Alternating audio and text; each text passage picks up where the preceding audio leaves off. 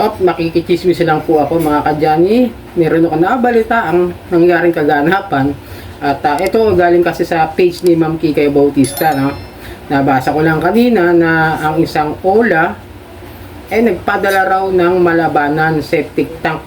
Alam niyo yung malabanan? Yun yung parang uupahan para sipsipin yung mga dumi ng mga Poso Negro natin. Parang linisin nila yon, tatanggalin na yung mga punong-puno ng mga septic tank natin. Pinadalhan daw yung isang OLA victim. So yun, no? Pero bago ang lahat, makikisuyo po ako na paki-follow na lang po ang aking mga social media accounts sa Facebook, TikTok at dito sa aking YouTube channel. Paki-like na rin po, share at hit nyo na po yung notification bell para updated po kayo sa mga videos na ginagawa natin dito. Kaya mga kadyani, ganon, di ba last year nga, may nangyari nga na nagpadala ng ataol at bulaklak ng patay doon sa isang biktima ng OLA na nakasama natin doon sa mass filing. Kaya nga nagpunta siya ng personal para mag-file ng complaint doon sa OLA na yun, doon sa kapangyayari na ginawa sa kanya na pambabalahura ng mga bastos na OLA agent na ito. Ayun na mga kadyani, pagka ganon, may mga ginagawa kasi sila talaga na ganyan, modus na talaga niya para mangharas, para mangabala, para manggulo doon sa mga hindi nakakapagbayad sa kanilang OLA. At may nagawa rin ako mga ilang video nung bago mangyari yung mga pagpapadala ng mga taol, pero matagal na po nila ginagawa yan. Yung isa po yung nagpadala naman ng ambulansya doon sa hindi nakapagbayad. At nalaman nga po nila na yun ang tumawag daw ay isang OLA agent. At kinuha nga yung number. Ngayon, kung mangyayari yan sa inyo, ganun po yung gawin ninyo. Pilitin nyo pong makuha yung number nung tumawag doon sa nagpadala ng kung anuman o kung nagpatawag ng kung anuman sa inyo na may kailangan daw gawin sa inyo. Merong ambulansya, merong bombero, kung sino man. Pilitin nyo makuha yung number ng tumawag na yun para ma-confirm ninyo kung saan siya na OLA. And then, pagka ganun, i-blatter nyo kagad sa barangay. Pwede naman yan, i-blatter nyo kasi ginagamit sila na panghaharas ng mga OLA na ito na para magbayad kayo, para singilin kayo. Okay, pwede naman i-report kagad sa pinakamalapit na presinto ng anti-cybercrime o kaya basta malapit na presinto ng mga pulis kung saan pwede kayo mag-file ng complaint. Kasi nga, pag nakuha nyo yung number na yun ng tao na yun, nung OLA agent na yan, o nung OLA na yan, kung sino man yung Poncio Pilato na yan, dapat i-report nyo kagad para malaman nyo. Kasi papalit agad ng number yan. Kasi nga maraming number na ginagamit yung mga yan. Pang call, pang text, pang kung ano man. Biruin nyo, nagtatrabaho ng marangal yung mga yun. Gumagawa lang ng paraan para kumita ng pera sa malinis sa paraan. Tapos, aabalahin lang para lang mangharas, para lang maningil ng utang. O di ba? Malaking abala ang ginagawa ng mga yan doon sa mga taong gumagawa ng tamang proseso na legal na paraan at sa mabuting paraan ng pamaghanap buhay. Tapos sila ganyan istorbohin, aabalahin, di ba? Paano yung mga rider? Ganun din. May mga ginagawa silang ganyan, o-order sila at pinapadala doon sa hindi nakapagbayad. Napakalaking abala po ang ginagawa ng mga yan. Kaya kung sakasakali makakuha nyo man, gawin man sa inyo yun, yun ang pinaka the best way na gawin ninyo. Kunin yung number, pilitin yung makuha.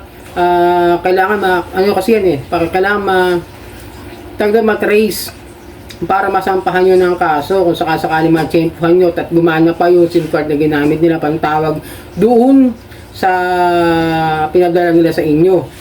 At pinakamatibay na ebidensya po yun na ganun nga, may nagtawag sa kanilang ganun at pinapunta sa inyo kahit wala naman palang order o something lang ganun. Pero dapat pagka ganun, no, minsan parang iniis ko dapat mas alarming sila bago sila tumuloy sa isang lugar, no. Yung legit, bagay siguro baka nadaan sa mabulaklak na pananalita ng mga OLA agent na ganyan. Sabihin natin, kumbaga doon na babayaran, di ba? Parang gano'n kasi minsan may mga nakikita ko pupunta dyan, doon na binabayaran sa lugar na kung saan sila maglilinis o kasi sa mga nagde-deliver ng mga rider, di ba? Doon na cash on delivery na nga, ika. Sa yun, pagka ganyan nangyari, tandaan ninyo, tapos tandaan nyo kung ano yung mga OLA din ninyo para matumbok ninyo yung mga OLA na nangaharas na yan. At sampahan nyo kagad. File kayo ng reklamo. Tuluyan nyo. Siguraduhin nyo na para madala iba dyan. Kasi iba, pagka nagreklamo, hindi na bumabalik eh. Yun nga yung problema natin eh. Paano naman yung mga gumagawa ng mga legal na pagtatrabaho nila, di ba? Yung maayos na nagtatrabaho, na piperwisyo nga. Kaya dahil kung mga ganyang bagay, isa papayo ko na lang din sa inyo, no? Kung sakasakaling binabantaan kayo ng ganon, dun pa lang, maging alerto na rin po kayo mga nakahiram sa OLA. Naging alerto na kayo pag sinabi nila paladihan kayo ng kung ano-ano, isave yun na kagad, para mas matibay yung ebidensya na kung sakasakaling tuloy nga nila yung ginawa nila, yung gagawin nilang yan, pagbabanta, tinuloy nga, mas nadagdagan yung kaso nila dahil nga sa mga ganyang klase. Siyempre, panggugulo yun, kumbaga, parang prank calls, diba? Para lang mga istorbo ng mga ibang tao, ng ibang kumpanya, ng mga tatrabaho, diba? Yun ang sinasabi ko, kaya minsan dapat talaga pag-isipan nyo maigi bago kayo umutang sa mga OLA na ito.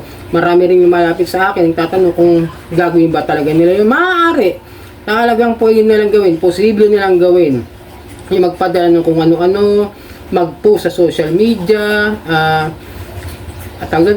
tawagan yung barangay ninyo. May gumagawa ng gano'n, mayroon talagang mga OLA na pag talaga barangay, yung mga empleyado siguro ng barangay nakatawagan kung meron kayo nakasave ng mga number ng mga kaibigan nyo na nagtatrabaho sa barangay. Kaya tandaan niyo pagka sakaling kayo ay nakaranas ng ganyan at natawagan nga, nagulo nga, pinapunta sa inyo kung sino mang Poncio Pilato, tapos may pinapadala sa inyo, item o something na pinapadeliver, always take that chance na kunin yung pinaka-impormasyon nung mismong tumawag na yon at kunin nyo lahat yung dapat nyo makuha ang impormasyon.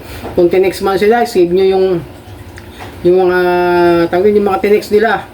Kung tumawag man, tawagan nyo ulit, tanong nyo kung nasa kanila ba yung number, tawagan mo, ikaw mismo tumawag. Kaya pumunta ka sa barangay, doon ka pumunta para humingi ka ng tulong, patawagan mo doon sa mga empleyado ng barangay para malaman, para alam nila kung sino yung tumatawag na yan, na nanggugulo, na nang haharas sa inyo. Kasi minsan yung iba nag-iisip siguro na ayaw magreklamo kasi alam nila may nagbabanta sa kanila na gano'n dahil hindi nagbayad ng utang, siguro nahihiya. Yun ang problema, no? Nahihiya, parang nakinakabahan dahil nga ginilaan yung gagawin nila sa ganung klaseng sitwasyon. Tandaan nyo, kalma muna kayo bago kayo maganda. Para mas maganda, lagi nyong haharapin yung mga problemang ginagawa nila sa inyo. Kasi kung di tayo kikilos, wala pong mangyayari sa atin. Di po natin makukuha yung katarungan na gusto niyo mangyari sa inyo, na gusto niyo harapin kung paano nyo lalabanan nyo. Siyempre, pag hindi pa rin nakuha nila yung gusto nila, tuloy nyo, nagpadala ng kung ano-ano at di pa rin kayo nakapagbayad, patuloy pa rin po kayong haharasin ng mga yan. Tandaan nyo ito, pick lang. Mga ilang buwan lang yan mga 3, 4, sagad na sa 6, pero minsan may bumabalik-balik pa dyan kahit taon na. Kumbaga, nalipasan na kayo, tapos biglang 1 year mahigit, biglang may magte-text ng paunti-unti, ganun pa rin.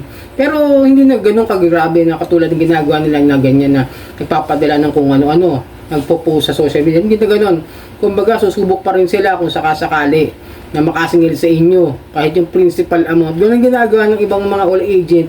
Kasi pag natabunan na sa system yon, yung all agent gumagawa naman ng style yan. Tandaan nyo na mga ganun, 3 to 6 months sagad na yan sa pangaharas.